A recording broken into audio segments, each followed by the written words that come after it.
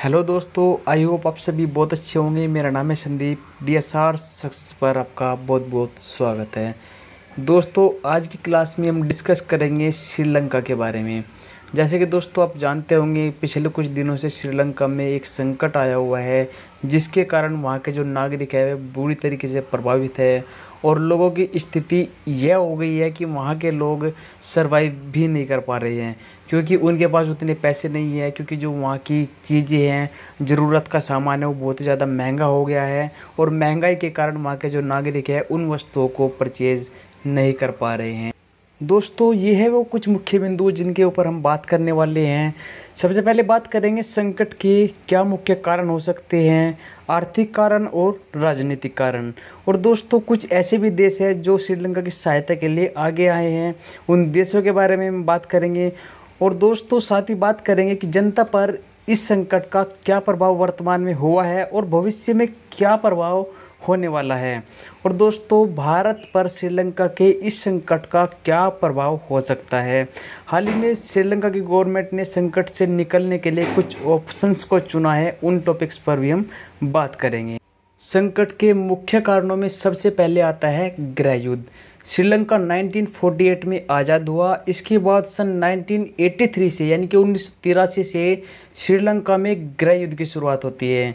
यह गृह युद्ध सिंहली और तमिल लोगों के बीच हुआ। यह गृह युद्ध सन 1983 से लेकर के 2009 यानी कि पूरे 26 साल चला, जिसका सीधा प्रभाव श्रीलंका की अर्थव्यवस्था पर हुआ, जो आज के वर्तमान संकट का मुख्य कारण है। दोस्तों, गृह युद्ध भी एक बहुत बड़ा कारण है श्रीलंका की इस स्थिति के लिए। श्रीलंका के वर्तमान संकट का दूसरा मुख्य कारण है विदेशी मुद्रा में कमी। गृह युद्ध के बाद श्रीलंका के सामने आर्थिक विकास की एक बड़ी चुनौती खड़ी हो गई। श्रीलंका की सरकार घरेलू उत्पादन एवं इंफ्रास्ट्रक्चर पर ध्यान देने लगी। इस स्थिति में श्रीलंका को ज़्यादा मात्रा में आयात करना पड़ा, यानी कि ज़्यादा मात्रा में दोस्तों उनको बाहर से सामान मंगाना पड़ा। लेकिन आयात के लिए विदेशी मुद्रा का होना एक देश के पास बहुत ही ज़्यादा ज़रूरी है, जिसकी आयात करते समय उसको ज़रूरत पड़ती है, जिसकी श्रीलंका के पास भारी कमी हो गई और उसको इस समस्या का सामना करना पड़ रहा है। दोस्तों, ये विदेशी मुद्रा कमी वर्तमान संकट का दूसरा मुख्य कारण है। कर्ज दोस्तों, लोन। जब कोई भी देश इंफ्रास्ट्रक्चर को अपने देश में बढ़ावा देता है, यानी कि कोई भी अपने देश में किसी भी प्रकार का इंफ्रास्ट्रक्चर या फिर उद्योग धंधे कोई भी निर्मित करता है या स्थापित करता है, तब पैसों की ज़रूरत पड़ती है। श्रीलंका की सरकार को अपने देश में इंफ्रास्ट्रक्चर बढ़ाने के लिए पैसों की ज़रूरत थी, जिसके लिए दोस्तों श्रीलंका ने क्या किया, सरकार से एवं दूसरे विदेशी बाज़ारों से लोन लेना स्टार्ट कर दिया और कर्ज में डूबता चला गया। दोस्तों, वर्तमान स्थिति को देखते हुए कुछ ऐसे भी देश हैं जो श्रीलंका की सहायता के लिए आगे आए हैं। और दोस्तों, ये देश श्रीलंका की हर प्रकार से मदद करने के लिए तैयार है, जिनमें दोस्तों सबसे पहले भारत है, जो कि श्रीलंका का पड़ोसी देश होने के बाद उसको सहायता प्रदान कर रहा है, चाहे फाइनेंशियल हो चाहे वह किसी भी प्रकार की सहायता है, वह भारत उसको प्रदान कर रहा है। और चीन भी है जो उसको फाइनेंशियल तरीके से श्रीलंका को एक सहायता पहुंचाने की कोशिश कर रहा है। ऐसे ही विकास बैंक है दोस्तों, वर्ल्ड बैंक है, ये सभी जो संस्थाएं और देश है ये श्रीलंका को सहायता प्रदान कर रहे हैं। दोस्तों, विदेशी बाजार से ऋण लेने के बाद यानी कि लोन लेने के बाद आज श्रीलंका पर लगभग 51 यानी कि 51 बिलियन डॉलर का कर्जा है, जो श्रीलंका की सरकार पूरे साल में आय करती है। यह कर्जा उससे भी कहीं ज़्यादा है। श्रीलंका की सरकार के पास अब विदेशी मुद्रा भंडार समाप्त हो चुका है, यानी कि श्रीलंका सरकार के पास में अभी डॉलर की जो मात्रा है, जो विदेशी मुद्रा भंडार है, वह खत्म हो चुका है, समाप्त हो चुका है। और जो विदेशी बाज़ारों से कर्जा उसने लिया है, उन सभी पर ब्याज भी उसको देना पड़ रहा है। दोस्तों, आपको बता दें, श्रीलंका का जो लोन है, जो GDP अनुमान है, वह लगभग 111% के लगभग है। दोस्तों, 51 बिलियन डॉलर में से लगभग 10% जो लोन है वह चीन ने श्रीलंका को दिया है। दोस्तों, अगर वर्तमान की बात करें तो $1 की कीमत लगभग 360 श्रीलंकाई रुपये के बराबर है। दोस्तों, कुछ मुख्य राजनीतिक कारण भी है जो श्रीलंका की इस समस्या का सबसे बड़ा कारण हो सकता है। पहले दोस्तों हम बात करेंगे परिवारवाद, क्योंकि श्रीलंका की जो शासन व्यवस्था है एक ही परिवार यानी कि राजपक्षीय परिवार ही काफ़ी पहले से जो श्रीलंका में प्रधानमंत्री, राष्ट्रपति और अन्य पदों पर बनते आ रहे हैं, जिसके कारण दोस्तों लगभग श्रीलंका में जो परिवारवाद है वह स्थापित हो चुका है। यह भी एक मुख्य कारण हो सकता है श्रीलंका के इस संकट का, क्योंकि दोस्तों श्रीलंका का जो राजपक्षीय परिवार है वह सत्ता में हस्तक्षेप कर रहा है पिछले कुछ सालों से। ये और प्रधानमंत्री, राष्ट्रपति और अन्य मंत्री उसी परिवार के लोग बनते आ रहे हैं, जिसके कारण कोई भी प्रोजेक्ट पास होना है या फिर कोई भी योजना लागू करनी है जो एक परिवार के ही लोग उसको लागू करेंगे, जिसके कारण दोस्तों कोई भी निर्णय लेने में वह अपनों का ही पक्ष करेंगे। यानी कि एक तरीके से परिवार ही एक फैसला ले रहा है और कोई भी परिवार नहीं चाहेगा कि वह अपने सदस्यों को निराश करे या अपने परिवार को निराश करे। और एक सबसे बड़ा दोस्तों मुख्य राजनीतिक कारण यह भी हो सकता है कि कोई भी राजनीतिक फैसला लेते समय वह ध्यान रखते हैं कि अपने परिवार का हित हो, और राजनीतिक दृष्टि से देखा जाए तो जो एक तरीके से वोट बैंक है उसके पक्ष में भी निर्णय लिया जाता है। दोस्तों साल 2009 में इसी परिवारवाद के चलते श्रीलंका की सरकार ने वेट करो यानी कि जो कर था वहाँ पे लगभग पहले 15% हुआ करता था, फिर उसको घटाकर 8% कर दिया गया था। और अन्य करों में भी दोस्तों भारी कटौती की गई, जो कि नीतियों के बिल्कुल विपरीत था, जिसमें सिर्फ परिवार और बहुसंख्यकों यानी कि वोट बैंक को देखा गया और ये निर्णय लिया गया था। भ्रष्टाचार दोस्तों सबसे बड़ा मुख्य कारण भ्रष्टाचार भी हो सकता है। श्रीलंका में पिछले कुछ दशकों से सत्ता को एक ही परिवार केंद्रित करता आ रहा है, एक ही परिवार चला रहा है, जिसके कारण दोस्तों सीधी सी बात है भ्रष्टाचार को बढ़ावा मिलना ही है। श्रीलंका में भ्रष्टाचार की मात्रा बहुत ही ज़्यादा अधिक बढ़ गई है, जिसके कारण योजनाएं जो है वे अपना पूर्ण रूप नहीं ले सकती। कोई भी योजना लागू करनी है वह अच्छे तरीके से लागू नहीं होगी, जिसके कारण जो भी सत्ता के लोग हैं वे अपना ही फ़ायदा सोचेंगे और श्रीलंका में जो योजना है वो अच्छे तरीके से लागू नहीं हो पा रही है और श्रीलंका बर्बाद होता चला गया।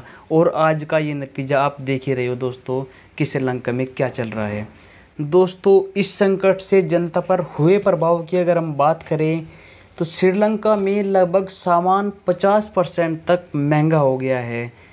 यहाँ तक कि लोग जो है अपनी रोज़मर्रा का जो सामान है, जो ज़रूरत का सामान है वह भी नहीं खरीद पा रहे हैं। श्रीलंका में स्वास्थ्य विभाग भी बहुत ही ज़्यादा प्रभावित हुआ है और अस्त व्यस्त हो गया है, क्योंकि दोस्तों वहाँ के लोगों को इलाज के लिए दवाइयाँ भी नहीं मिल पा रही है। एक आंकड़े के अनुसार दोस्तों लोगों की मृत्यु कोविड-19 में भी उतनी नहीं हुई है जितनी कि आगे आने वाले समय में हो सकती है।